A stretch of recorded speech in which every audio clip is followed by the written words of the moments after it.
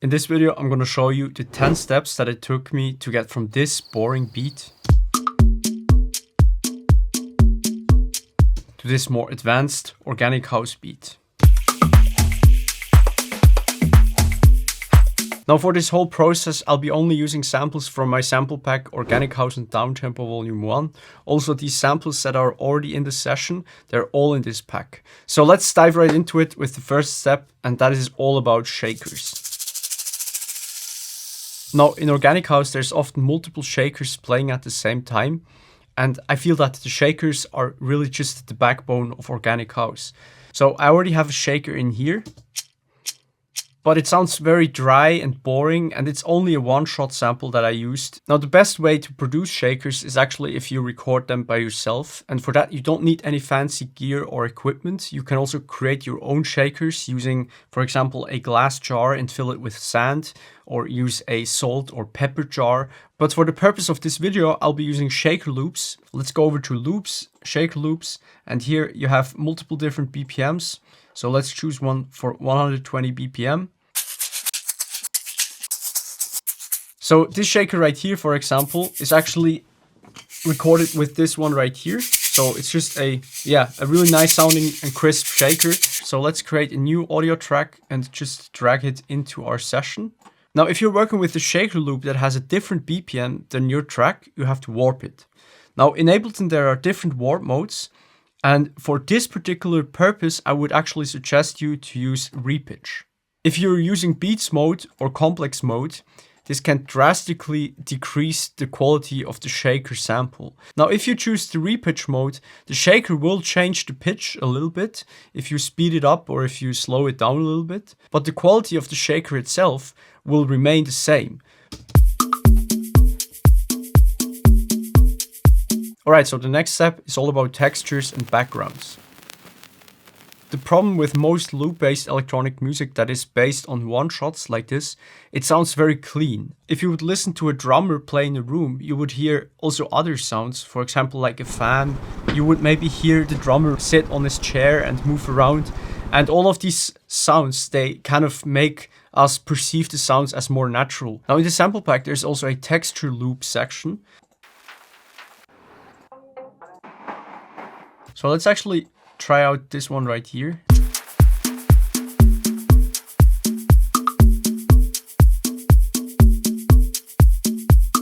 You can also very easily create your own texture loops, and one way to do that is to just record some kind of noise. It can be noise that you record outside with a field recorder. It can be noise that you sample from a tape machine or from a vinyl record. So in the sample pack, we also have a lot of different field recordings. And in the traffic section, for example, we have this bus recording in a train. And what you can do now with that is you just drag it onto your session, and then we just set a loop somewhere.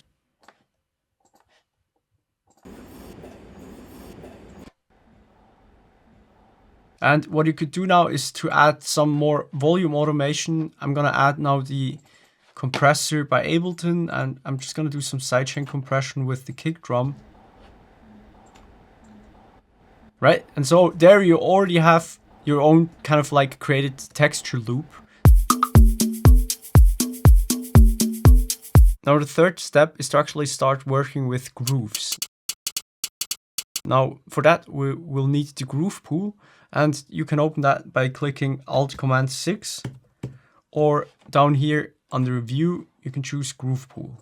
Now mostly I'm working with grooves that are inside of Ableton already, but if you're a very good percussionist, you can actually also create your own grooves from your recordings and extract them from there. So if I would, for example, want to have the groove from this shaker, you can just right click on it and then choose Extract Grooves. So if you want to add now the groove of this shaker to the other shaker, you can go now to this shaker clip, and here under grooves, you can now select this groove that you just created. If you commit this also, you can press on this arrow right here. The notes will move to that place where they should be according to that groove. But what I recommend you is that you actually don't commit the notes, because then you still can change out the grooves later on and you just have more flexibility. So let's actually delete this groove right here because I don't want to use this groove. I want to use one of my 16th notes swing grooves. So another percussive element that I really like to work with the groove pool is a clave. So here in our perks folder, we also have a clave right here. And of course, you can also use it on hi-hats. If you have 16th note hi-hats, that also sounds really good.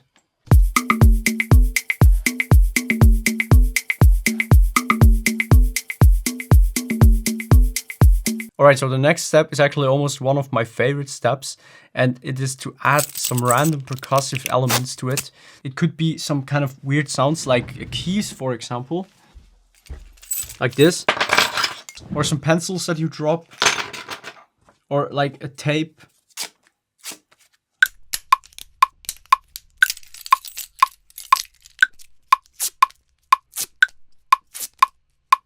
Alright, so now we have this recording right here. And now it's just about organizing it. Let's actually move that to a new track right here below it.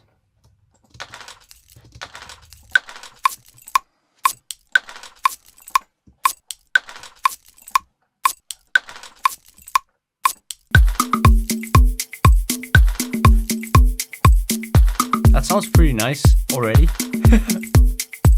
Now the next step that I want to show you builds on what we already did right here, but you can actually also use it on hi-hats, you can use it on other percussive elements, and that is to use AUTOPAN.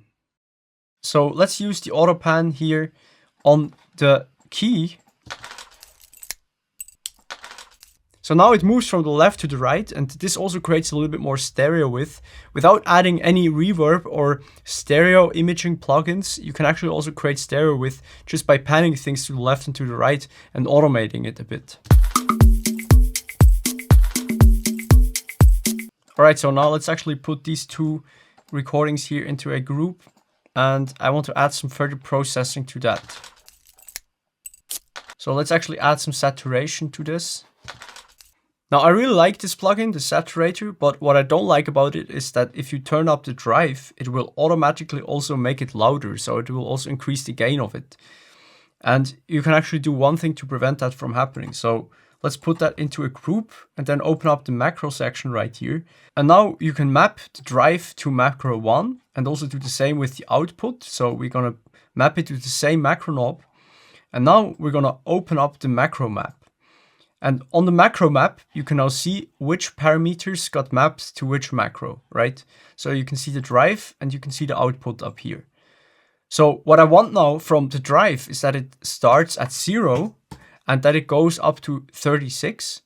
And what I want from the output is that it starts at 0, but then it moves down to minus 36. So it does the inverse that the drive does.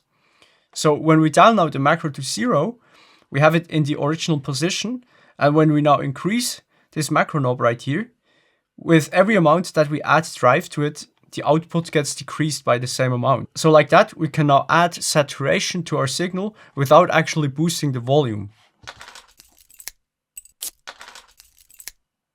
Now, if you don't want to go through that tedious work of recording and editing these samples by yourself, you can actually also use one of these percussion loops right here in the sample pack. You can actually also chop them up and play them as individual notes.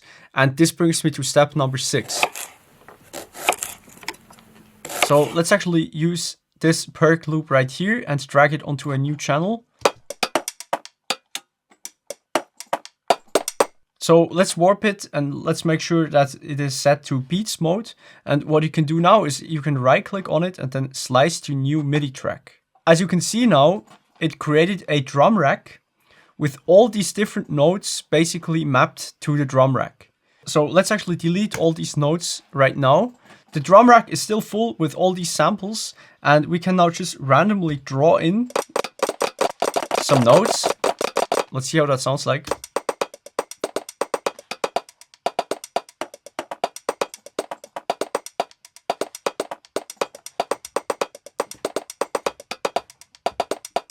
Sounds not too bad, in my opinion.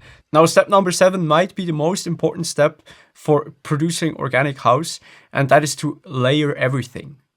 Now, with everything, I mean everything.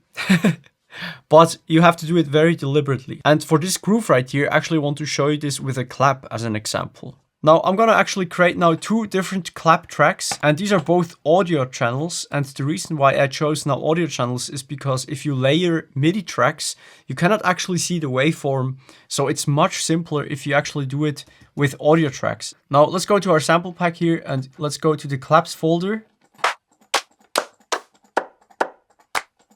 Let's choose this clap right here.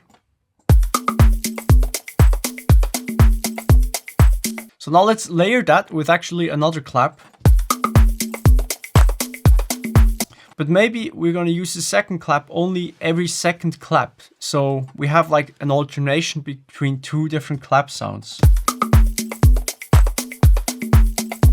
And now when you zoom in, you can really see where the clap actually is and where its main transients are. Let's maybe choose a third clap.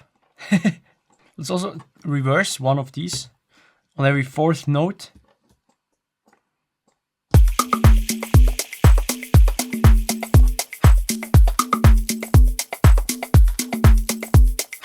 Alright, so for step number 8, I want to add some offbeat fills.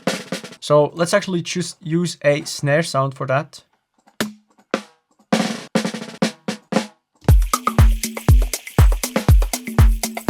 Another thing that also really nicely works for offbeat fills is to use tom sounds. So let's actually also add a tom sound to that.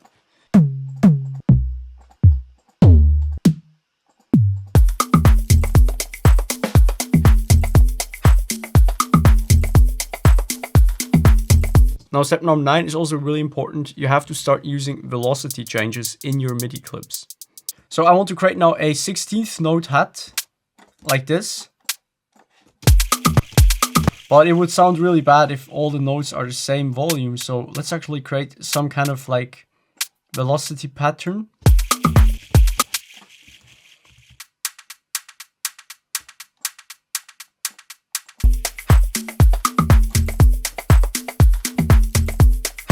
So let's also actually add a open hat that just plays on every open hat.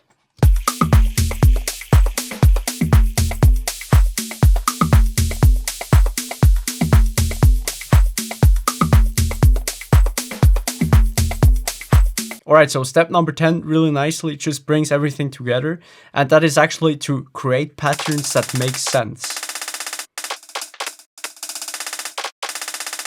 So we already have this loop going now, and it already sounds pretty nice. And you can actually already hear some kind of pronunciations of the beat by itself. So for me, it's like didudum-gung-gung, didudum-gung-gung. And my goal is now to also enhance this a little bit more and also like carve out this pronunciation a bit more. So for that, let's actually create another channel where I will add these pronunciations or also just more percussion that kind of like supports this groove that we already have going.